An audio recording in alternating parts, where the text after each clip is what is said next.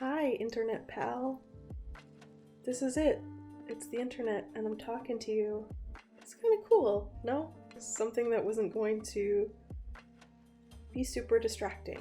Maybe something that could be on in the background while you attempt this recipe. Although I don't think that attempt is a fair way to put it. I think it's a pretty easy recipe. But I know how much I love to have YouTube playing while I'm cleaning or cooking, but also how frustrating it is when I have to look at a recipe on one page and YouTube on another.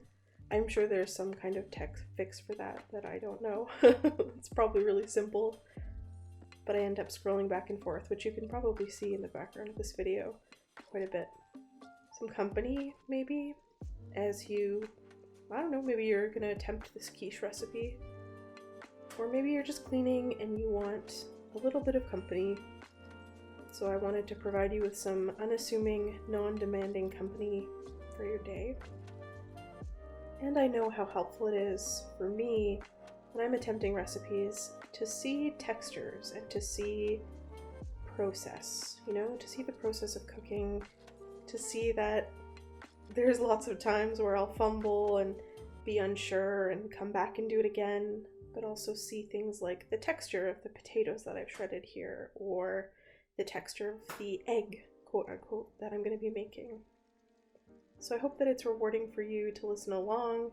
I hope that my mouth noises are not horrifying to you. I am lying in bed with a heating pad looking out at the non-stop snow and thinking about how it's spring.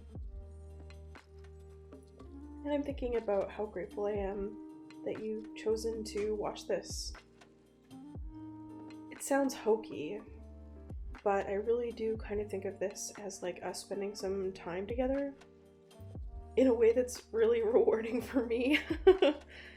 Because especially right now, my capacity feels kind of limited, and so it feels like such a cool way to connect that I get to share this process of quiching with you.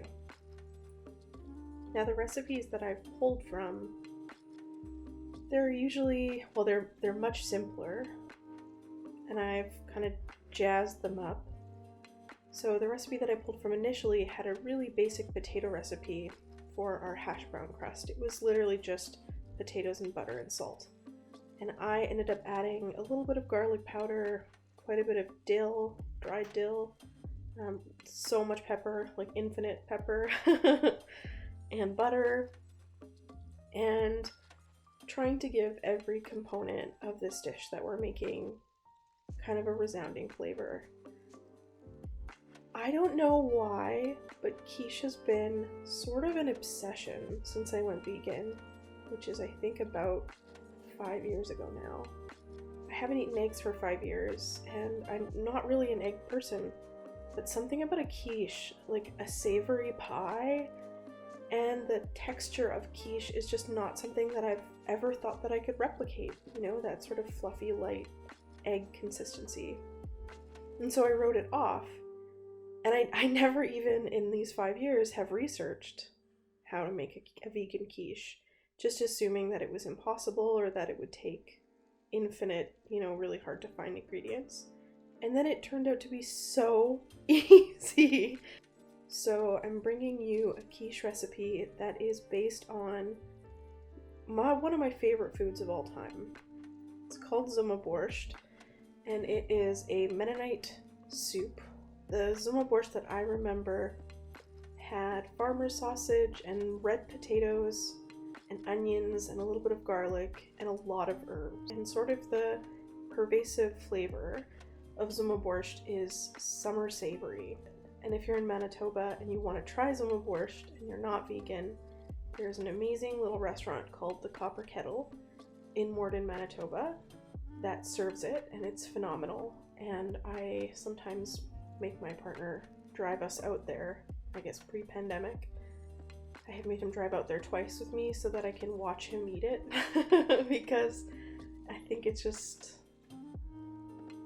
it has such a distinct flavor and it tastes really hearty without being overly rich or overly filling.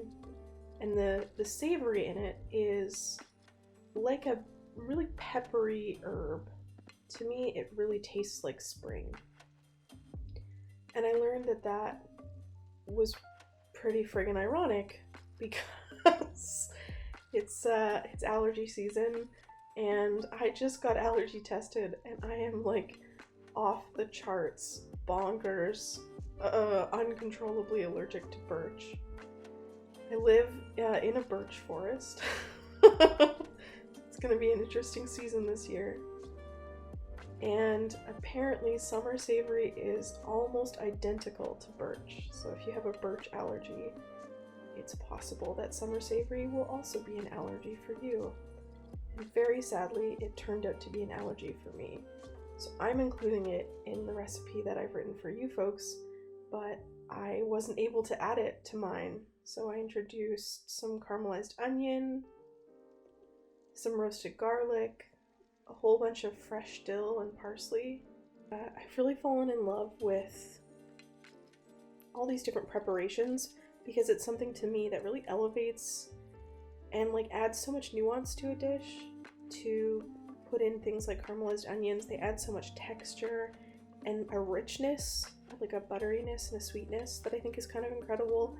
And roasted garlic as well, it cuts some of that really intense bite of garlic, which I think is great, especially in a dish like this.